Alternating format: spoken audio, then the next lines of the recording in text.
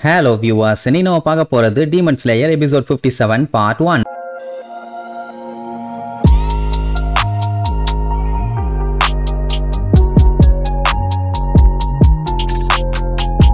Open பண்ணா போன பாட்ல ககையாவோட காக்கா இந்த மாதிரி டமையோ கிட்ட நீங்க எங்க கூட வந்து ஜாயின் பண்ணிக்கிறீங்களா அப்படிங்கிற மாதிரி கேட்டுச்சுல. அவளுக்குன்னா பயங்கர ஷாக்கு. இப்படி ஏதோ ஒண்ணு வந்திருக்குன்னு தெரிஞ்ச உடனே யூஷிரோ மேல இருந்து அடிச்சு புரண்டு ஓடி வருவான். டமையோக்கு ஏதோ பஞ்சாயத்து அவங்களை காப்பாத்தணும்னு. கரெக்டா அவன் வந்து பார்க்கும்போது பாத்தீங்கன்னா அந்த காக்கா பேசி முடிச்சுட்டு கிளம்பிருச்சு. இப்ப என்னன்னா அவங்களுக்கு ஃபேவரபிளா சொல்லுவாங்கங்கிற நம்பிக்கையில அது போயிருக்குது. இன்கேஸ் இல்ல முடியாதுன்னு சொன்னா கூட ஒன்னும் பெருசா கண்டுக்க மாட்டாங்க. ஏன்னா டமையோ நல்லவன்னு தெரிஞ்சிருக்கு. அதனால தானே வந்து டீல் பேசிட்டு போறாங்க. டமையோ பார்த்துட்டு ஐயோ நம்ம இருக்க இடம் தெரிஞ்சு போச்சு, அதனால வாங்க சீக்கிரமா இந்த இடத்த விட்டு காலி பண்ணலாம், நான் எல்லாத்தையுமே பேக் பண்றேன் அப்படின்னு உடனே அவ அதெல்லாம் வேண்டாம், இந்த டைம் டோட்டலாவே டிஃபரெண்டா நடந்திருக்குது அப்படின்ட்டு நெசுகோ சூரியனை கான்குவர் பண்ணிட்டா. ஐ மீன் சூரியனை தாங்குற அளவுக்கு அவளோட இம்யூனிட்டி வந்து ஸ்ட்ராங் ஆயிருச்சு. அப்ப அவ பழைய விஷயம் ஒன்ன யோசிச்சு பார்த்துட்டு அப்ப நடந்த ஒரு விஷயம் இப்ப மறுபடியுமே நடக்க போகுது, இல்ல அதுதான் நடந்துகிட்டு இருக்குது அப்படிங்கிற மாதிரி சொல்லிட்டு நம்ம இந்த வீட்டை விட்டு போறது உண்மைதான், ஆனா இதுக்கு முன்னாடி மாதிரி இல்ல, எனக்கு ஹெல்ப் பண்ணு யூஷிரோ, என்னோட ரிசர்ச்சை நான் கம்ப்ளீட் பண்ண போறேன், வா நம்ம டீமன் ஹெட் குவார்ட்டர்ஸ்க்கு போவோம் வா. அவனுக்கு அப்படியே தூக்கி வாரி போடும். அப்படியே கட் பண்ணி டேஞ்சரோவை காட்டுறாங்க.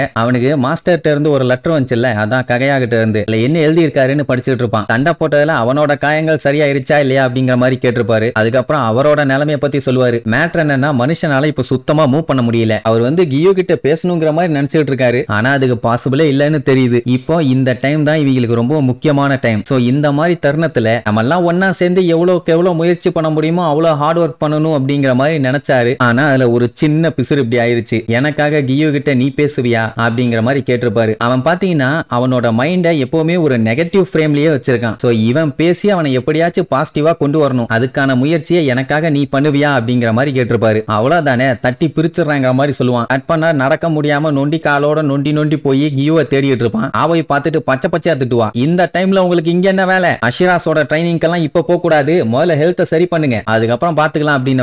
அதெல்லாம் ஒண்ணு இல்ல, ட்ரைனிங்க்கு முன்னாடி நான் ஒருத்தரை மீட் பண்ண வேண்டி இருக்குது, அதனால தான் வந்தேன். சரி ஓகே போய் தொலை போன்ட்டு போவா. அப்புறம் அவளை கூப்பிட்டு வச்சு டவுட் கேட்டுட்டு இருப்பான். அதாவது ஒரு மனுஷன் எப்பவுமே தனியா தனியாவே சுத்திக்கிட்டு இருக்கான், அவனை நீ தனியால் இல்ல, you are not alone, we all with you அப்படின்ட்டு புரிய வைக்கணும்னா என்ன பண்றது அப்படின்ட்டு கேட்டா அவளுக்கே என்ன சொல்றதுன்னு தெரியல. பேசாம வேணா சேர் பண்ணி பாருங்க, ஒர்க் அவுட் ஆகிறதுக்கு வாய்ப்பு இருக்கலாம், ஏன்னா நீங்க அப்படி எனக்கு பண்ணது ரொம்ப சந்தோஷமா இருந்துச்சுங்கிற மாதிரி சொல்லுவா. சரி ஓகே ரைட்டு நான் கிளம்புறேன் அவன் முடிவு பண்ணும்போது ஒரு செகண்ட் வெயிட் பண்ணுங்க, நீங்க போய் மீட் பண்ண போற ஆளு ஒரே ஒரு ஆள் தானே, சரி ரைட்டு இருங்க வந்துடுறேன்ட்டு கிளம்பிடுவா. கண்டிப்பா இது ஒரு பெரிய டாஸ்க் தான், அவனை எப்படி சரி பண்றதுன்னு அவனுக்கே தெரியல. அப்போ ஆவாய் வந்து ரைஸ் பால்ஸை கொண்டு வந்து கொடுப்பான் இவனுக்கும், அப்புறம் அவன் மென்ஷன் பண்ணானே அவனுக்கும் கொடுக்கறதுக்காக. அவங்க சாப்பிடறதுக்கு முன்னாடி நீ முதல்ல சாப்பிட்டு முடிச்சிரு, அப்படி இல்லைன்னா உன்னோட ஹெல்த் வீக்கா போய் அப்புறம் பாடையில போய் படுக்க வேண்டியதான், ஏன்னா புரியுதான்ட்டு கொடுப்பா. நெம்ப தேங்க்ஸ்மா அப்படின்ட்டு கியோவை தேடி கிளம்பிட்டான். ஏன்னா அவன் பிராக்டிஸ் பண்றதுக்குன்னு அவன் ஒரு இடத்துல இருப்பான். அப்படி போனவன் வெளியில நின்னுட்டு அவனை கூப்பிட்டு இருப்பான, உள்ள உட்கார்ந்து பயங்கரமா மெடிடேட் பண்ணிட்டு இருப்பான். இவன் கத்துக்கத்துன்னு நான் தான் டேஞ்சரோ வந்திருக்கேன் அப்படின்னு உடனே அவனுக்கு கொஞ்சம் மாத்தி கேட்கும். சரி வந்து தொலைன உடனே உள்ள வந்து இப்படி எட்டி பார்த்த உடனே அவனுக்கே ஷாக் ஆகும். அப்புறம் உள்ள உட்காந்துக்கிட்டு ஏதோ ஃப்ரெண்டு கிட்ட பேசுற மாதிரி பக்கத்துல உட்காந்து கேஷுவலா ஜாலியா பேசுவான். எல்லாருமே ட்ரைனிங்ல இருக்காங்க, எனக்கு நீங்க ட்ரைனிங் கொடுக்க முடியுமா, உடனே முடியாதுன்னு அவன் பேசுறதுலயே தெரியுது ஏதோ ஒரு கோவத்துல இருக்கான்னு. ஏன் இவ்வளவு கோபம் சோகம்னு சின்ன புள்ள மாதிரி கேட்பான். உடனே அவன் கடுப்புல நான் கோபமா இருக்கிறதே நீ வாட்டர் பிரீத்திங்க பெர்ஃபெக்டாவே இன்னும் கத்துக்கல, நீ நியாயப்படி ஒரு வாட்டர் ஹஷிராவா மாறணும் அப்படிங்கிற மாதிரி சொல்லுவானா. உடனே அவன் மன்னிப்பு கேட்டு சகோஞ்சி கிட்ட இத பத்தி பேசினானாமா, அதாவது இவனோட ஸ்டைல மாத்துறத பத்தி, அதாவது ஒரு நியூ பிரீத்திங் டெக்னிக்காக. வாட்டர் பிரீத்திங் டெக்னிக்கே பாத்தீங்கன்னா ஒரு ஃபண்டமெண்டல் லைன்லயே இருக்கும், அதனாலேயே ஏகப்பட்ட டெக்னிக் இதால உருவாகி இருக்குது. இப்படி அவன் பாட்டுக்கு பேசிட்டே இருந்த உடனே அவன் அதை பத்தி எல்லாம் கவலையே படல. என்னன்னா இப்ப வாட்டர் ஹஷிரா இல்லன்னா யாராச்சும் அந்த இடத்துக்கு சீக்கிரமா வரணும், இப்பவோ இல்ல எப்பவோ, அதுக்கு தான் நான் சொல்லிட்டு இருக்கேன். உடனே அவனுக்கு ஷாக் ஆயிரும், அதான் நீங்க இருக்கீங்களே அப்புறம் என்ன பஞ்சாயத்துன்னு கேட்டா நான் வாட்டர் ஹஷிராவே இல்லாம்பா. ஆமா இவன் என்ன புது டிஸ்ட் வைக்கிறான்னு யோசிச்சுட்டு இருக்கும் போதே வெளியே போன்ட்டு அவன் பாட்டுக்கு போயிருவான். நம்ம பழுக்கு வேற வழி இல்லையே, இதுக்கு மேல எடுத்து பேசினா பச்சை பச்சையா கேட்பான். அதனால சரிங்க போயிட்டு வரேன்ட்டு அங்க இருந்து கிளம்பிடுவான். ஆனாலும் முயற்சியை கைவிடல, வெளியில போய் நின்னுட்டு நான் சாப்பிடறதுக்காக ரைஸ் பால்ஸ் கொண்டு வந்திருக்கேன், உங்களுக்கு ஓகேன்னு சொன்னீங்கன்னா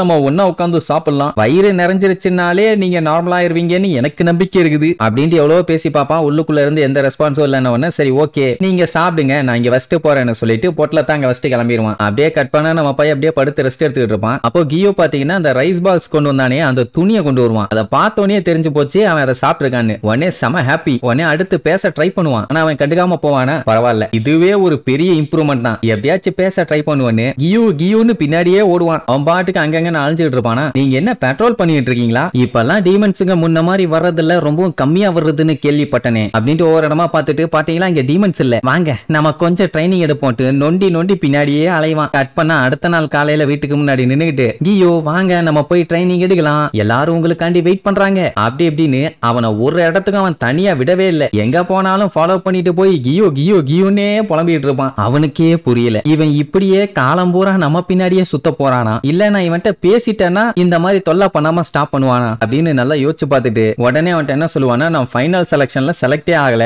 அப்படின்னு. நம்மளுக்கு ஷாக்கு. ஏன்னா ஒரு டீமன் ஸ்லேயர் ஆகணும்னா அதுதான் ரொம்ப ரொம்ப முக்கியம். அந்த மவுண்டன்ல விஸ்டேரியா ஃபிளாஸ் எல்லாம் இருக்குமே, அந்த இடத்துல நடக்கிற டெஸ்டையா சொல்றீங்க அப்படின்னு கேட்டா ஆமா அப்படின்ட்டு அவன் ஒரு கதையை சொல்லுவான். என்னன்னா அவன் பார்ட்டிசிபேட் பண்ண அந்த டைம் ஒரு பையன் அவனோட மொத்த ஃபேமிலியுமே டீமன்ஸுங்க கொன்றுச்சுங்க. அட அவன் வேற யாரும் இல்ல, சபிட்டோ. பீச் கலர்ல அவனோட ஹேர் இருக்கும். அதான் நம்ம பையன் ட்ரைனிங் எடுக்கும் போது கலர் ரெண்டா பொளக்கறதுக்கு ஹெல்ப் பண்ணானே அவன் தான். சோ இப்ப அவனை பத்தி ஏதோ ஒரு பெரிய கதை ஒன்னு அவுத்து விட போறான் போல. அது என்ன ஏதுன்னு நம்ம அடுத்தடுத்த எபிசோட்ல பார்க்கலாம்.